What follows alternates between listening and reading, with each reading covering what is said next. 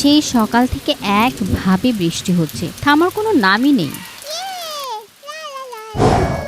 কি আর করবা, এই বৃষ্টি বাদলের দিনে ছেলে মেয়ে সবাই ঘরেই থাকো, বাহিরে যাওয়ার প্রয়োজন নেই। খবরে দেখলাম এরকম নাকি আরো 3 দিন থাকবে। বৃষ্টি থামলে মনে করলাম সবাই মিলে বাইরে যেয়ে আম কুড়াবো, তোর বৃষ্টি তো থামেই না। এত বৃষ্টিতে আর আম কুড়াতে যেতে হবে না, এখন সময় এমনিতেই ভালো না, বৃষ্টির পানি মাথায় পড়লে আবার ঠান্ডা লেগে যাবে। ঠিক আছে, যাবো না। যত সমস্যা খালি গরিবের, বৃষ্টি হলে একটা দিনও শান্তিতে থাকতে পারি না। ওগো, বাইরে মনে হয় পানি ঠিক মতো বের হতে পারছে না। দেখো, বাইরে মনে হচ্ছে পানি থই থই করছে। এই যে দেখো, ঘরে তো পানি ঢুকে গেল গো।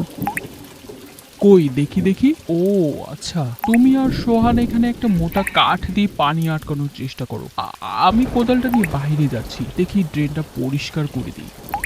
একটার পর একটা সমস্যা লেগেই আছে, কবে যে তুমি ঘর বাড়িগুলো ঠিক করবা আল্লাহই জানে। সোহান বাবা, চুলার পাড়ে একটা মোটা কাঠের তক্তা আছে, ওইটা নিয়ে আসো তো বাবা। আচ্ছা।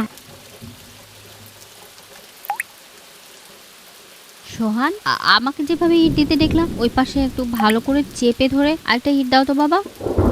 আচ্ছা মা।